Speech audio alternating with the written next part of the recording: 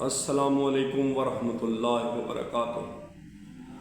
हज़रात ग्रामी, कोई भी अच्छी बात, अच्छी चीज़ अगर आपको कहीं से भी मिलती है तो आप शहद की मक्खी की मानद, जैसे शहद की मक्खी एक एक फूल के, एक एक फल के ऊपर जाके शहद इकट्ठा करती है और उसके बाद फिर वो छत्ते में जाके जमा करती है। इसी तरह ये जो इल्म है इसकी मिसाल ऐसे ही है। हम वो शहद की मक्खी हैं और ये जो इल्म है ये शहद है। तो हमारे जैसे लोग जिधर से भी हमें कोई भी अच्छी चीज़ मिलती है, कोई भी म्यारी चीज़ मिलती है और जो हिट करती है तो वहाँ से हम वो कलेक्ट करते हैं, उसके बाद आप तक हम पहुँचाते हैं। तो ये एक राय साहब हैं, खरल साहब, नासर साहब, वो बड़े ही माशाल्लाह वखरी टाइप के शायर भी हैं और उनकी डिलीवरी भी बड़ी ही वखरी टाइप की है। तो पंजाबी में अगर बड़े वखरे टाइप दे वो शायर भी ने और बड़े वखरे टाइप दे वो अदायगी भी करते हैं।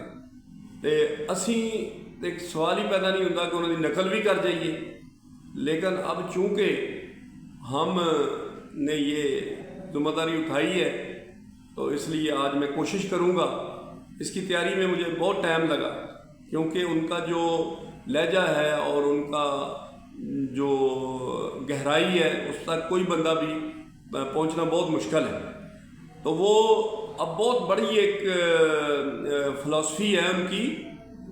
इसमें पुत्र को भी कवर करते हैं, धी को भी कवर करते हैं, माँ को भी कवर करते हैं, प्यो को भी कवर करते हैं। यानी जितने भी ये रिश्ते हैं इन्हों बड़े अच्छे तरीके दे नाल वो कवर करते हैं अपने इमोशनस, जज्बात दे विच।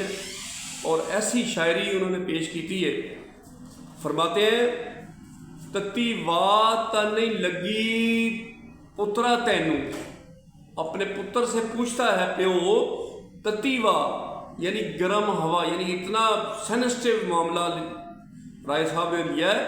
तत्ती वात नहीं लगी पुत्रा तैनू ते मेरे भावें समय लूस गए, ते मेरे भावें समय लूस गए। अब ये समय वक़्त है एक, और लूस जाना पूरा वक़्त लूस गया है। यानी वो प्यो जो है वो अपने पुत्र को तत्ती वाह से बचाने के लिए क्या कहता है, पुत्रा मैं बड़ी कोशिश की है कि तेनू तत्ती वाह ना लगे, इहदे वास्ते ते मेरे भावें समय लूस गए। मैं तत्ती वाह दे विच, गर्मियां दे विच मैं हर वो काम किया जिहदे वास्ते कि तैनू मैं तत्ती वाह तो बचाउंदा रह गया। अब माँ को कहता है तेरे पैर में कर्मा वाले, ये पुत्र को मुखातब करता है, अब माँ को मुखातब कर रहा है, कहता है तेरे पैर ने कर्मा वाले।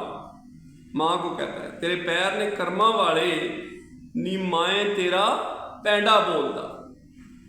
कैसी ज़बरदस्त तरीके से अदायगी है, क्या उसकी साइंस है। तेरे पैर ने कर्मा वाले, कौन सी माँ है जिसके पैर कर्मा वाले नहीं होते? हर माँ के पैर कर्मा वाले, कर्मा वाली माँ। कहते हैं तेरे पैर ने कर्मा वाले नी माए तेरा पैंडा बोलदा। अब पैंडा क्या है? अब 9 महीने का जरा हिसाब लगाओ ना कि वो माँ जो है वो 9 महीने किस तरीके से गुजारती है, फिर सारी ज़िंदगी भी गुजारती है। तो कहता तेरे पैर ने कर्मा वाले नी माए तेरा पैंडा बोलदा। अब कहता है ते माँ मर के ते वेड़ियों की निकली। अब माँ मर गई है, फौत हो गई है, तो कहता है माँ मर के ते वेड़ियों की निकली ते कदा हथों ओले डिग पे। माँ मर के ते वेड़ियों की निकली ते कदा हथों ओले डिग पे। अब कदा हथों ओले डिग पे का क्या मतलब है? जब माँ मर गई है तो साया मुक गया है, यानी वो जो औलाद है उसका सर नंगा हो गया है। दीवार का जो साया होता है उसको कहते हैं ओला। तो कहता है ते माँ मर के ते वेड़ियों की निकली कदा हथों ओले डिग पे। धी एक बारी रो के ते डिठा। अब धी की तरफ आ गया है। राज साहब ने कहा धी एक बारी रो के ते डिठा। किनू डिठा? प्यो अपने नू। अब प्यो और धी का मामला आ गया। धी एक बारी रो के ते डिठा ते दूजी बारी प्यो कोई ना। प्यो कोई ना का मतलब है कि वो प्यो रहा ही नहीं, मर गया, वो उसकी जान निकल गई। धी एक बारी रो के ते डिठा ते दूजी बारी प्यो कोई ना। प्यो कोई ना, प्यो मुक गया। जब उसने धी का रोना सुना, देखा, तो उसके बाद उसके जिस्म में जान ना रही। एक बारी सिर्फ उसने धी को रोते हुए देखा तो दूजी बारी प्यो कोई ना। जो अहले ज़बान है, जो रावी के इलाके की ज़बान को जानते हैं, नासिर साहब के इलाके के लोग हैं, वो इसको समझ सकते हैं बड़ी गहराई में जाके। धी एक बारी रो के ते डिठा ते दूजी बारी प्यो कोई ना। ते तेरी वीणी उत्ते पो विच मुड़का। अब देखें क्या गहराई में राज साहब बात कर रहे हैं। तेरी वीणी उत्ते पो विच मुड़का, ये वंगा बापू ढेर मांगियां। अब ये वंगे जो बाप धी को दे रहा है, उसको तैयार करने के लिए, वंगों को तैयार करने के लिए, धी को तैयार करने के लिए, ब्याहने के लिए, वो कहती है कि पो का महीना, फरवरी जनवरी का महीना जो है, उसमें तेरी वीणी उत्ते पसीना आ गया। ये वंगा बापू ढेर मांगियां ते तेरी वीणी उत्ते पो विच मुड़का, ये वंगा बापू ढेर मांगियां।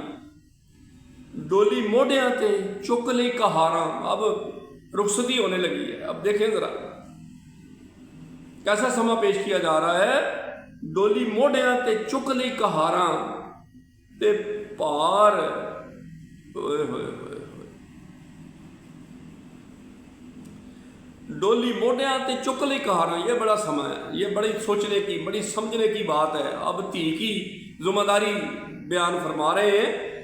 कहते ने डोली मोढ़ियां ते चुक लई कहारां। वो वक्त आ गया है कि जब तुझे रुखसती करवाई जा रही है। तो वो जो अंदाज हमारा पंजाब का या जिस इलाके की बात है, वहाँ पे डोलियाँ होती थी, कहार होते थे। अब डोली एक छोटा सा पींगा सा होता था जिसमें दुल्हन को बिठाया जाता था।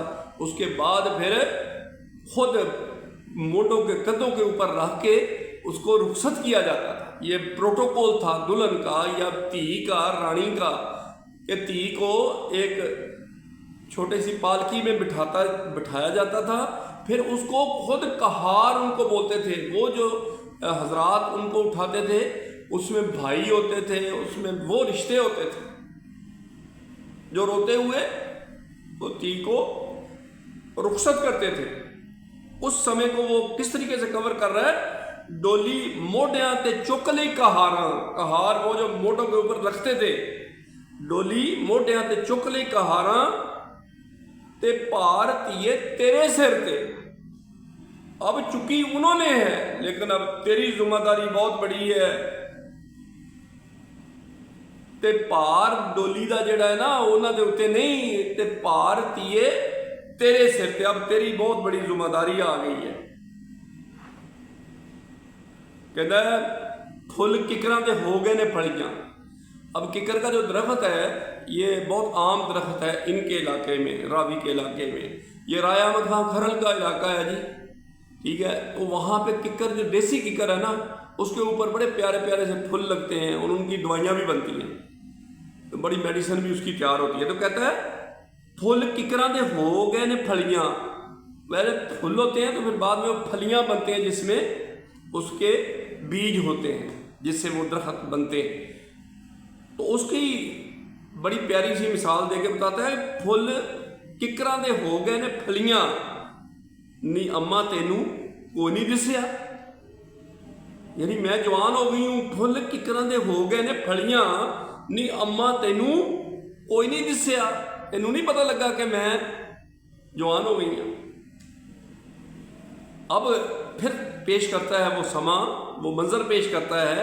اب جب جوان ہو جاتی ہے پھر کہتا ہے تھی شیشے وچوں ویکھ کے تے سنگی، تھی شیشے وچوں ویکھ کے تے سنگی، تھی شیشے وچوں ویکھ کے تے سنگی تے ماپیاں دے ساہ سک گئے۔ کیا فلسفہ ہے! اب تھی کو وہ منظر پیش کر رہا ہے۔ پہلے تو ماں کو تھی کہتی ہے کہ پھل ککراں دے ہو گئے نے پھڑیاں، نی مائے تینوں کو نہیں دسیا، تینوں نظر نہیں آیا کہ میں جوان ہو گئی ہاں، میں پھلاں تو پھڑیاں بن گئی ہیں۔ تھی شیشے وچوں ویکھ کے تے سنگی۔ اب کیا ہوتا ہے کہ جب تھی جوان ہو جاتی ہے تو وہ شیشہ دیکھتی ہے، واڑ واتی ہے اپنے، جی یہ سمپٹمز ہوتے ہیں، یہ وہ سگنلز ہوتے ہیں جو جوان جب تھی ہو جاتی ہے تو پھر وہ شیشہ دیکھتی ہے، شرماتی ہے، تو کہتی ہے پھل ککراں دے ہو گئے نے پھڑیاں دی مائیں تینوں کو نہیں دسیا، تھی شیشے وچوں ویکھ کے تے سنگی۔ اب وہ سما آ گیا کہ تھی شیشے وچوں ویکھ کے تے سنگی تے ماپیاں دے ساہ سک گئے۔ اوئے ہوئے ہوئے، تھی شیشے وچوں ویکھ کے تے سنگی۔ تھی نے جب شیشہ دیکھا تو وہ شرما گئی کہ میں وڈی ہو گئی، وہ تو شرما گئی، وہ تو ہنس مسکرا دی، لیکن اب ماپوں کے اوپر، ماں باپ کے اوپر کیا گزری ہے؟ کہتا ہے تھی شیشے وچوں ویکھ کے تے سنگی تے ماپیاں دے ساہ سک گئے۔ ادھر ہی ماں پیو جو ہیں انہوں دے سنگ خشک ہو گئے کہ اب وہ وقت آ گیا کہ ہمیں تیاری کرنی پڑے گی۔ تو یہ ہے جناب رائے ناصر صاحب کا وہ خیال جس کو میں نے، چونکہ میں اس علاقے، یہ ننکانہ صاحب کا علاقہ ہے ہمارا، وہاں پہ ویسے بھی روحانیت گرو نانک صاحب کی وجہ سے بھی کافی زیادہ پائی جاتی ہے، اور ہم لوگ وہاں کے جو رہنے والے ہیں ان کی یہ زبان ہے، اس کو ہم عرف عام میں راوی کی زبان بھی کہتے ہیں، آپ اس کو جو بھی کہہ لیں، لیکن لوگ جانگلی بولی بھی کہتے ہیں، ٹھیک ہے نا۔ تو اب میں نے کوشش کی ہے، کیونکہ میں اس علاقے کا رہنے والا ہوں، میں اس علاقے میں پڑھا ہوں، اس علاقے میں پلا ہوں، پیدا ہوا ہوں، تو اس لیے الحمدللہ میں نے کوشش کی ہے کہ اس کو کسی طریقے سے نبھا سکوں، لیکن پھر بھی اگر کوئی کمی کوتاہی رہ گئی ہو تو میں معافی چاہتا ہوں۔ اس کے ساتھ ہی اجازت دیجیے گا آپ کی، میں انتظار کروں گا کہ آپ مجھے کمنٹس میں بتائیں گے کہ آپ کو یہ میری ادائیگی، میرا جو انداز کیسا لگا۔ رائے صاحب سے بھی میں معذرت خواہ ہوں کہ میں ہو سکتا ہے ان کی امنگوں پہ پورا نہ اتر سکا ہوں گا، ان کی شاعری کو میں نے ادا کرنے کی کوشش کی۔ تھینک یو ویری مچ، اللہ حافظ۔